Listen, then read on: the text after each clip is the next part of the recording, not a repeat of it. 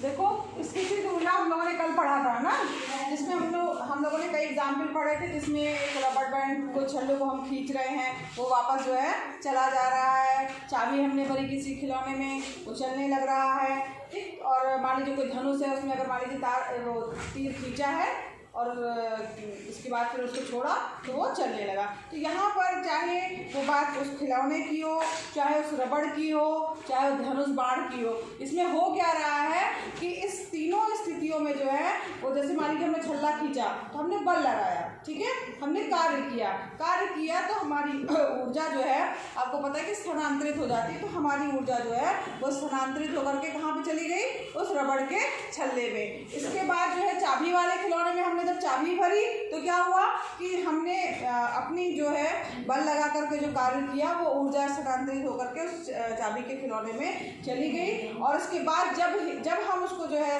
ज़मीन पे छोड़ेंगे तो वो चलने लगेगा, तब उसमें जो है हमारी वही ऊर्जा जो है वो गतिज ऊर्जा के रूप में बदल जाए। स्थितिज ऊर्जा जो है, जो ऊर्जा संचित हो रही है, चाहे वो रबड़ का छल्ला हो, चाहे वो आपका खिलौना है, चाहे वो धनुष बाण खींचा हमने, अब उसमें कहीं कोई पेट्रोल है क्या, डीजल है क्या, लाइट है क्या, इसमें से किसी चीज़ से चल रहा है क्या? नहीं। तो ऊर्जा कहाँ से आ रही है? किसी भी चीज़ को काम करने के लिए तो ऊर्जा चाहिए ना। तो वो ऊर्जा हमारी ही जो है वो ट्रांसफ़र हो जा रही है उस वस्तु में या उस खिलौने में या उस जो भी हम प्रक्रिया कर रहे हैं। अब हमने जैसे धनुष बाण खींचा, ठीक, अब इसमें हमने तो बल लगा के खींचेंगे तो ऊर्जा जो है स्थितिज ऊर्जा के रूप में उस बाण में जो है और धागा जो खींचा हुआ उसमें जो है वो ऊर्जा स्थानांतरित हो गई। जैसे ही हम उसको छोड़ेंगे तो वो जो है वही ऊर्जा जो है वो गतिज ऊर्जा के रूप में कन्वर्ट होकर के आगे कार्य करने लगेगी। इसी तरह चाबी के खिलौने में है और इसी तरह रबड़ के छल्ले में भी है कि वो वापस अपनी पुनः पूर्व अवस्था में आ जाएगा। स्थितिज ऊर्जा जो है आप सबको समझ में आ गया। स्थिति के में जो है उसकी स्थिति उसको जो है हमने जो है ऊर्जा ट्रांसफर की, उसकी स्थिति में जो ऊर्जा आई वो क्या हो गई, इसकी स्थितिज ऊर्जा हो गई, ठीक है। अब यहाँ पर हमने स्थितिज ऊर्जा का फार्मूला भी पढ़ा था। क्या फार्मूला है, कोई बता सकता है? हाँ बताओ। EP=mgh, ठीक है, ये हम लोगों ने पढ़ा था स्थितिज ऊर्जा का फार्मूला कि स्थितिज ऊर्जा बराबर क्या होता है। EP=mgh, जहाँ पर m जो है वो द्रव्यमान है, g गुरुत्वाकर्षण है और h जो है वो ऊंचाई है, ठीक है, मूवमेंट है। यहाँ पर जो है एक चीज हमने और जाना था कि कोई भी जो है किसी भी तरीके से किसी कई मार्गों से अगर मान लीजिए हम किसी वस्तु को उस ऊंचाई तक h ऊंचाई तक पहुंचाते हैं जो कि सूत्र में h है, तो यहाँ पर जैसे यहाँ से यहाँ तक की दूरी h है, यहाँ तक अगर हमने पहुंचाया तो एक तो हम सीधे उठा के हमने पहुंचा दिया। दूसरी बात क्या किया, ऐसे थोड़ा हिलते डुलते इधर से ऐसे करते हुए लेके पहुंचाया, ठीक। तो यहाँ पर किसी भी स्थिति में अगर हम वहाँ तक पहुँचे हैं, कौन बात कर रहा है? नहीं, ये बात कर रही थी, मैंने देखा है। यहाँ पर जो है चाहे टेढ़े मेढ़े किसी भी मार्ग से हम वहाँ तक पहुँचे हैं तो दोनों ही स्थितियों में स्थितिज ऊर्जा जो है वो निश्चित रहती है, ठीक है, वो बदलती नहीं है, हमेशा वही रहेगी। एग्जाम्पल में हम लोगों ने इसमें किया था और ये वाला क्वेश्चन किया था, वेरी वेरी वेरी इंपॉर्टेंट है और इसको सभी को जो है बिना देखे फेयर कॉपी में या रफ कॉपी में जो है एक बार लगाना है, ठीक। अगर मान लीजिए जो भी अभी पीरियड खाली होगा तो आपको लगाना है। ये क्वेश्चन भी हमने पढ़ लिया था। आज हम लोग को पढ़ना है ऊर्जा संरक्षण का नियम। तो ऊर्जा देखिए हमने पढ़ा स्थितिज ऊर्जा, गतिज ऊर्जा, दोनों पढ़ लिया, ठीक है। तो यहाँ पर गति के कारण जो ऊर्जा है वो आप उसकी गतिज ऊर्जा हो गई और स्थिति के कारण जो अगर कोई वस्तु स्थिर है तो उसकी जो स्थितिज ऊर्जा हो गई वो स्थिति के कारण हो गई स्थितिज ऊर्जा। तो यहाँ पर जो है ऊर्जा जो है वो एक रूप से दूसरे रूप में रूपांतरित हो सकती है या परिवर्तित हो सकती है, लेकिन जो है उसको हम घटा या बढ़ा नहीं सकते हैं, वो अपरिवर्तित रहती है। यही ऊर्जा संरक्षण का नियम है। ऊर्जा संरक्षण के नियम के अनुसार किसी भी प्रक्रिया में किसी निकाय की कुल ऊर्जा जो है वो निश्चित रहती है और यहाँ पर वो अपरिवर्तित रहती है, उसको हम परिवर्तित नहीं कर सकते हैं, एक रूप से केवल दूसरे रूप में रूपांतरित कर सकते हैं, ठीक है। तो यानी निष्कर्ष क्या निकला, ऊर्जा संरक्षण का नियम क्या है, ऊर्जा को ना तो हम उत्पन्न कर सकते हैं और ना ही हम नष्ट कर सकते हैं, ठीक है। यही है ऊर्जा संरक्षण का नियम, ठीक है। अब यहाँ पर देखो जब रूपांतरित किया जा रहा है तो इसमें क्या हो रहा है, रूपांतरण के पहले जो ऊर्जा है और रूपांतरण के पश्चात जो ऊर्जा हुई, ठीक है, तो वो दोनों ऊर्जा जो है टोटल जो है उसका जो है वो कुल योग जो है, कुल ऊर्जा जो है सदैव जो रहेगी वो स्थिर रहेगी, अचर रहेगी, सदैव क्या रहती, अचर रहती है। ठीक है, सभी प्रकार के ये नियम जो है ऊर्जा संरक्षण का जो नियम है प्रत्येक स्थिति में और सभी प्रकार के रूपांतरण में, यानी हर हालत में और चाहे कैसा भी रूपांतरण हो उसके लिए जो है लागू होती है कि ना तो ऊर्जा उत्पन्न की जा सकती है ना ही नष्ट किया जा सकता है, कुल ऊर्जा जो है वो कांस्टेंट रहती है, अचर रहती है। तो यहाँ पर देखिए एग्जाम्पल भी दिया गया है। हाँ, अब जैसे मान लीजिए अब m द्रव्यमान की कोई वस्तु है और h ऊंचाई से सफलतापूर्वक जो है वो गिरा दी जाती है। ठीक, m द्रव्यमान की वस्तु दूसरी स्थिति में हमने जब इसका समीकरण निकाला था स्थिति ऊर्जा का, तो हम वस्तु को ऊपर उठा के ले जा रहे थे ना। इसमें क्या हो रहा है, वस्तु को हम ऊपर से गिरा रहे हैं, ठीक है, स्वतंत्र अवस्था से गिरा रहे हैं। तो मान लीजिए m द्रव्यमान की वस्तु h ऊंचाई से स्वतंत्रतापूर्वक गिराई जाती है तो उसकी स्थिति ऊर्जा, इसका मतलब है कि पहले जब वहां तक पहुंची तो उसमें स्थिति ऊर्जा आ गई। भाई हमने कोई वस्तु हमने उठाने में क्या किया, बल लगाया, कोई कार्य किया, ऊर्जा हमारी जो थी वो स्थानांतरित हुई ना, तो वो ऊर्जा किस रूप में स्थानांतरित हो गई, स्थिति ऊर्जा के रूप में। तो वही स्थिति ऊर्जा के रूप में जो है जो mgh है वो जो है वो प्रारंभ में है और गति ऊर्जा उसकी क्या है, शून्य है, क्योंकि वो जो है कुछ भी मूवमेंट नहीं कर रही है, स्थिर है, तो गति ऊर्जा क्या हो गई, शून्य है, क्योंकि इसका प्रारंभिक वेग जो है वो शून्य है। अब यहाँ पर क्या होता है, अब इस स्थिति में क्या होगा, कुल ऊर्जा की अगर हम बात कर रहे हैं तो यहाँ पर कुल ऊर्जा क्या हो जाएगी, mg हो जाएगी, क्योंकि जो दूसरी गति ऊर्जा है वो हमारी क्या है, शून्य है। अब यहाँ पर जब वस्तु गिरती है, अब मान लीजिए इसको छोड़ दिया गया, गिरी, तब क्या होगा कि इसकी जो स्थिति ऊर्जा है वो गति ऊर्जा में बदलेगी। भाई जो कोई वस्तु गिर रही है, गति हो रही है और गति हो रही है, गतिमान है, तो उसमें कौन सी ऊर्जा होगी, गति ऊर्जा। तो यहाँ पर वो गति ऊर्जा के रूप में परिवर्तित होगी। मान लिया उस वस्तु का वेग क्या है, v, ठीक है। अब v वेग है तो गति ऊर्जा क्या हो जाएगी, हाफ mv स्क्वायर होगी। अब यहाँ पर देखो गति ऊर्जा क्या हो गई, हाफ mv स्क्वायर हो गई। अब जैसे ही वस्तु नीचे गिरती जाएगी, यहाँ ध्यान से समझना बच्चों, जैसे जैसे वस्तु नीचे गिर रही है उसकी गति क्या हो रही है, बढ़ रही है, बढ़ेगी ना धीरे धीरे करके, और उसकी स्थिति ऊर्जा या स्थिर रहने वाली ऊर्जा क्या होगी, कम हो जाएगी। ठीक, जस्ट अपोजिट होगा, गति बढ़ेगी, ऊर्जा बढ़ेगी तो स्थिति ऊर्जा कम हो जाएगी। अब जब मान लो वस्तु जो है वो पृथ्वी पर पहुंच गई है, ठीक है, अब जब वस्तु पृथ्वी पर पहुंच गई है तो h का मान यानी कि ऊंचाई क्या हो गई, 0। समझ में आ रहा है। यहाँ पर जैसे मान लो आपका ऊंचाई 0 यानी कोई वस्तु थी, ठीक है, इसकी स्थिति ऊर्जा इसमें mgh हो गई है ना, हमने इसको उठाया, यहाँ से लेकर के उठाया है तो mgh इसकी स्थिति, अब इसको छोड़ दिया, ठीक है, अब छोड़ दिया तो ये धीरे धीरे करके क्या होगी, यहाँ नीचे की ओर आएगी, गिरेगी।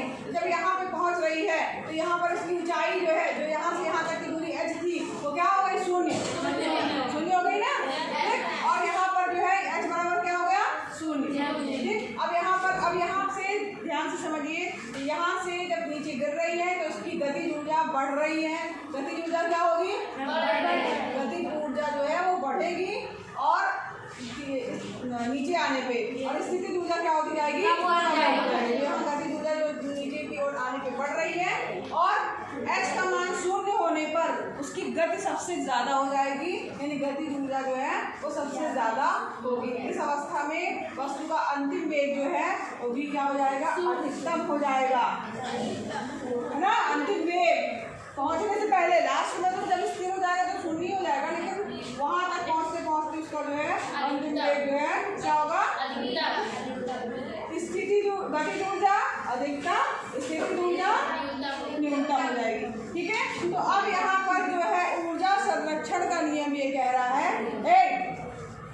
देखो बात नहीं करो, ऊर्जा संरक्षण का नियम क्या कह रहा है, आपकी जो भी स्थिति ऊर्जा है, गति ऊर्जा है वो कांस्टेंट रहती है, अचर रहती है। तो यहाँ पर आपको पता है स्थिति ऊर्जा का सूत्र क्या होता है, mgh, गति ऊर्जा का हाफ mv स्क्वायर। अब ये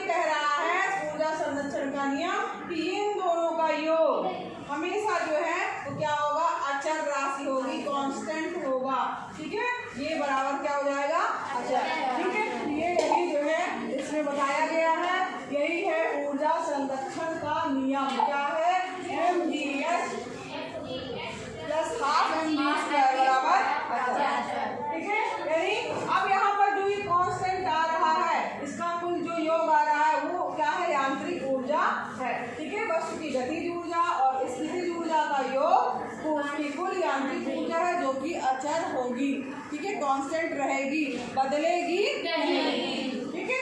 अब यहाँ पर यही बात लिखी हुई है कि जब हम पिंड को मुक्त रूप से गिराते हैं तो गिरते समय जो है किसी बिंदु पर स्थितिज ऊर्जा में क्या होगी, धीरे धीरे कमी आएगी, है ना, और गतिज ऊर्जा उतनी ही धीरे धीरे बढ़ेगी। तो वही जितनी कमी आएगी उतनी ही गतिज ऊर्जा बढ़ेगी। भाई यही है ना कि अगर मान लो यहाँ पे 2 लिखा है और यहाँ पे 3 मान लो नहीं, यहाँ पे मान लो 8 है और यहाँ पे दिया है 7, कितना हुआ बोलो 15।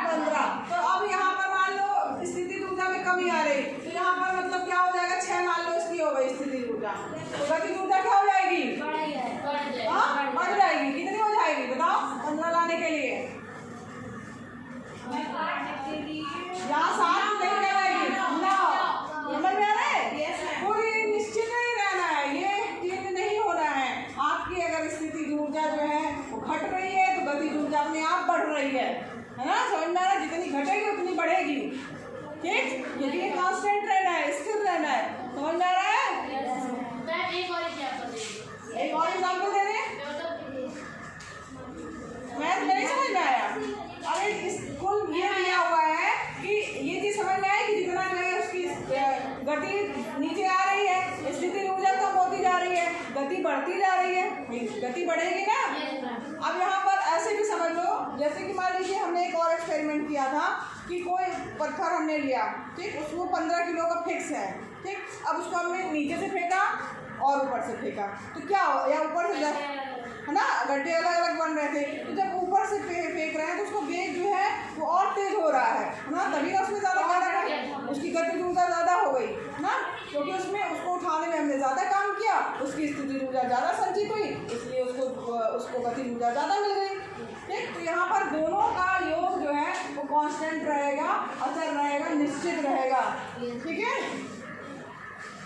यहाँ पर देखो, यहाँ एक चीज और कहा गया है, यहाँ पिंड की गति पर वायु प्रतिरोध के प्रभाव आदि की उपेक्षा की गई है। अगर मान लो अभी ऐसा भी हो सकता है ना, बहुत तेज हवा चल रही है, अब उसके बाद या उल्टा इफेक्ट डाल रहा है कोई चीज, मान लो हल्की चीज कोई हमने फेंकी, हाँ, तो वो हवा का इफेक्ट उसको जो है वो काम करेगा, तो उसको यहाँ पे लिखा गया है कि कुछ उसको नगण्य माना गया है, उपेक्षा की गई है। अगर कुछ नहीं होगा तब ये फिक्स है कि ये ऐसा ही होगा, दोनों जो है ऊर्जाएं जो है वो कांस्टेंट रहती है, यही ऊर्जा संरक्षण का नियम है, ठीक है।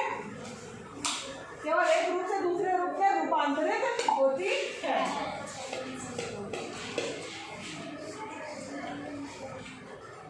अब है कार्य करने की दर, ठीक है, तो यहाँ पर देखो कार्य करने की दर की बात की गई है, तो कार्य करने यहाँ पर एक और फार्मूला आ रहा है, जो भी हम कार्य करते हैं उसे क्या कहते हैं, शक्ति कहते हैं। तो यहाँ पर कार्य करने की दर या ऊर्जा रूपांतरण की दर को शक्ति कहा जाता है, ये भी फार्मूला इंपॉर्टेंट है, कार्य करने की दर को या ऊर्जा रूपांतरण की दर को शक्ति कहते हैं।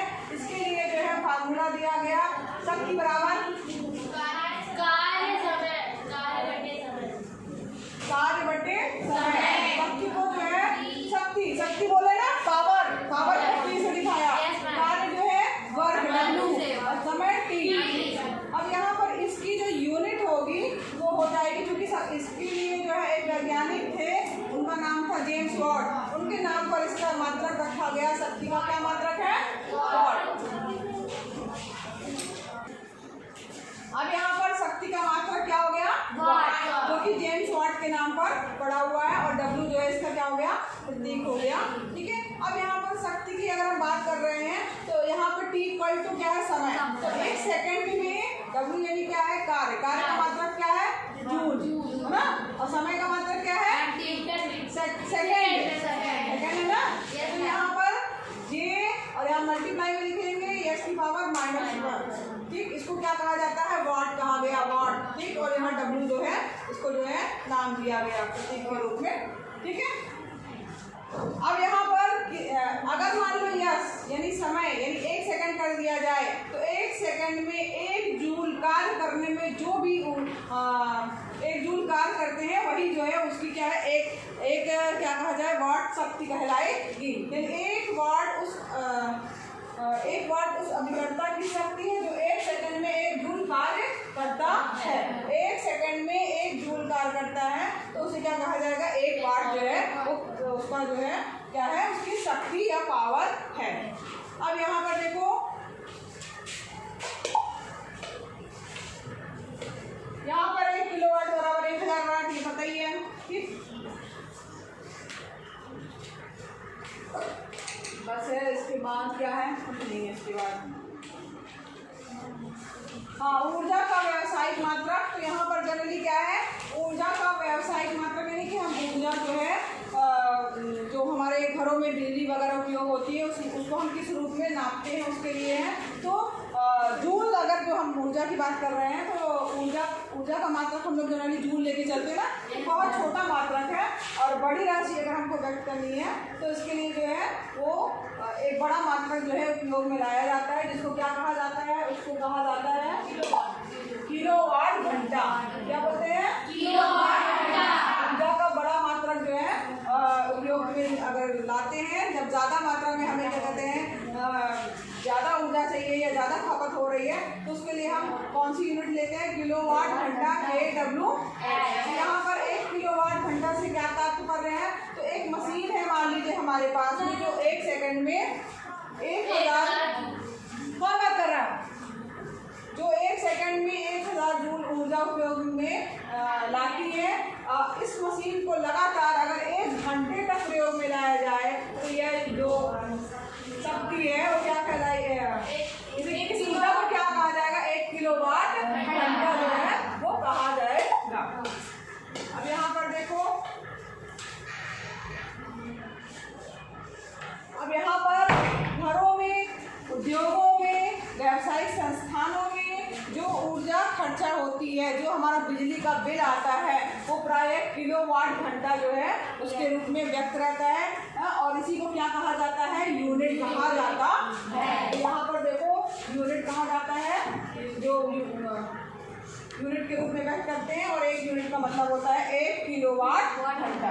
ठीक है, जो हम जनरली घर में या कहीं उद्योग में या होता है ना बिजली का बिल आया है ना, तो यहाँ पर इसके लिए 1 किलोवाट घंटा बराबर 1 यूनिट होता है और यूनिट में हम व्यक्त करते हैं। ठीक, इस तरीके से जो है ये चैप्टर हमारा समाप्त हो गया। सबको समझ में आया? Thank you ma'am.